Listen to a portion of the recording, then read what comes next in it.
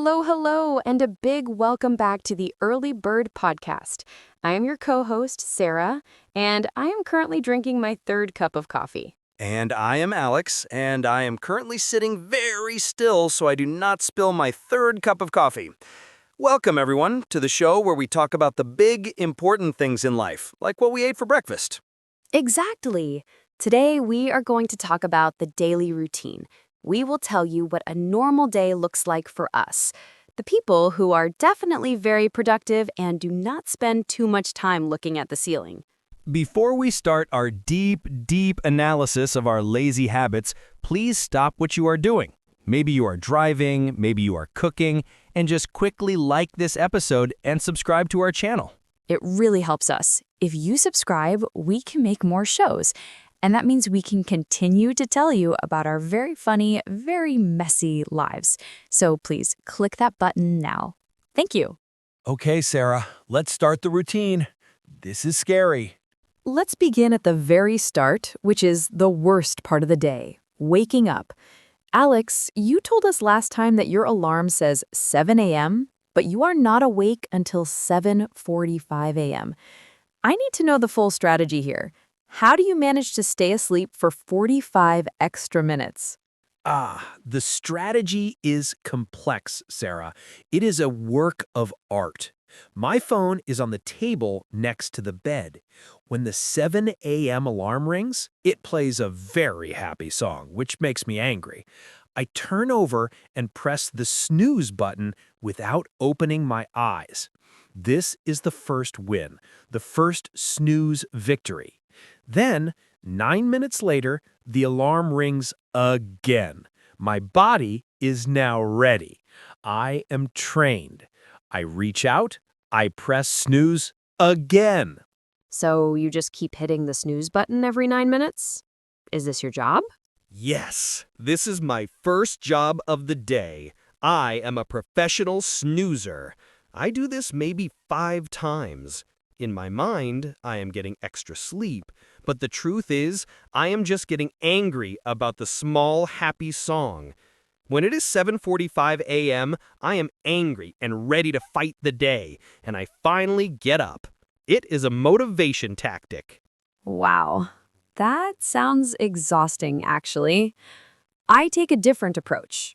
My alarm is 6:30 a.m. I put my phone very far from the bed, near the door. This means I must get out of the bed to silence the noise.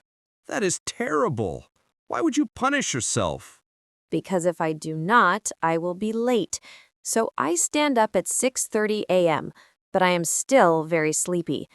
I go to the phone, I stop the alarm, and then I stand next to the door for 15 minutes. I am just a human statue. I look at the wall. My brain is loading very slowly, like an old computer.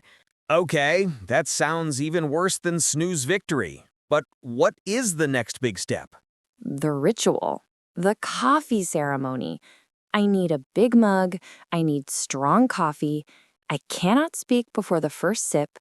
If someone talks to me before I finish the first cup, I might turn into a monster. I understand. Coffee is the key that unlocks the body. I drink my coffee while I check the important things on my phone. Not news, not work. I check Instagram to see which famous person I do not know has a new holiday photo. This is very important knowledge for 8 a.m. Okay, coffee is finished. Brain is 30% awake. Next, we must dress. This is a daily challenge for me. Why is dressing a challenge? You wear clothes every day. Yes, but choosing the clothes is difficult. I stand in front of the wardrobe and ask myself, is this shirt clean? I smell it. If it smells 50% clean, I wear it. I call this the sniff test. Then I look for socks. The sock problem. We talked about this. Where does the one missing sock go? I have maybe 50 single socks in my drawer. They're waiting for their partner to return from a secret mission. I think the washing machine eats them. It is a monster. My routine is sniff test, find one sock, find the second sock that does not match the first sock, and then I wear it anyway. Who looks at your socks under the desk? Nobody. That is true. Okay, now we are dressed. We must eat. Breakfast. What do you eat, Alex?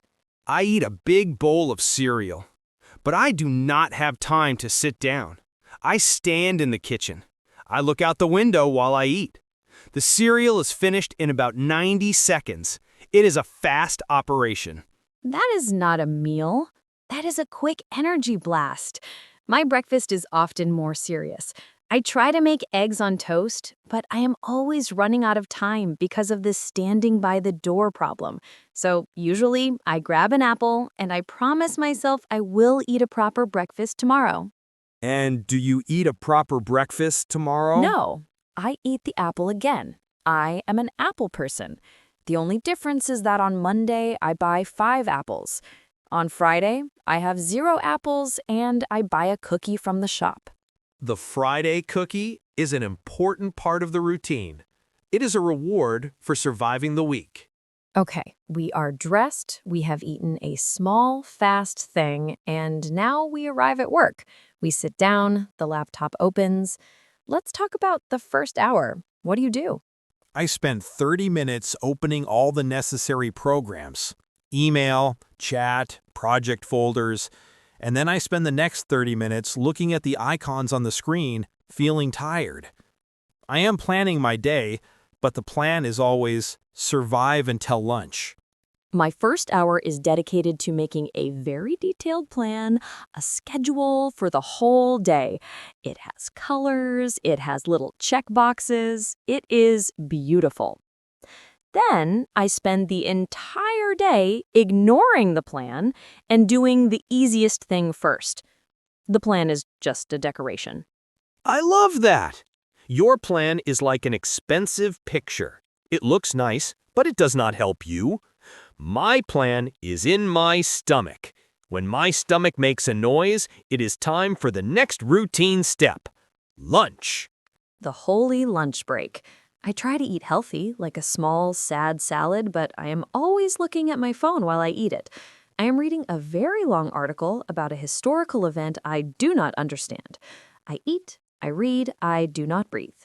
I believe lunch should be fun. I eat a big, greasy sandwich and chips. And I watch a video of a parrot singing a pop song. This is mandatory. This is my meditation. When the parrot sings the chorus, I know I must return to work. That is a very specific timer. The afternoon is the hard part, the sleepy time, the food coma.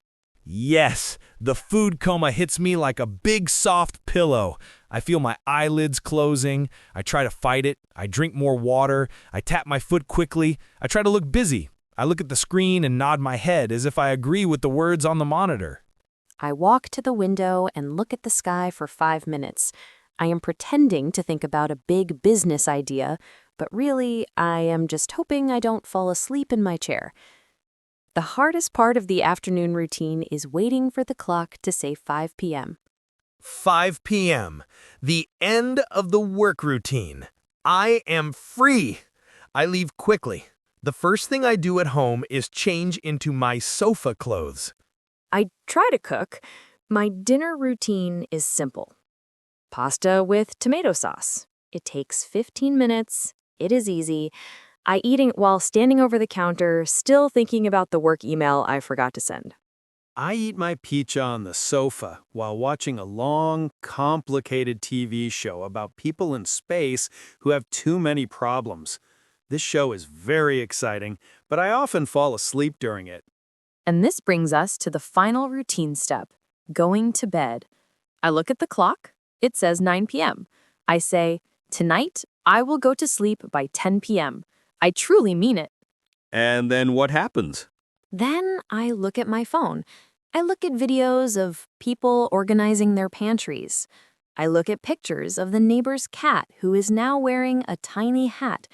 And suddenly, it is 11:45 p.m. The phone is the enemy of sleep. It tells you sweet, interesting lies. I check my phone too. I checked the weather for tomorrow. Then I check the weather for next week. Then I check the weather in a country I will never visit. And then, 12 a.m., I set the alarm for 7 a.m., and the whole stupid routine starts again. Is a beautiful disaster, Alex. Our routine is perfect chaos. Yes, we hope this journey through our very busy, very silly day made you feel better about your own daily routine. Thank you so much for listening. Please remember to like and subscribe so you don't miss our next episode, where we will talk about our terrible cooking skills. Bye for now.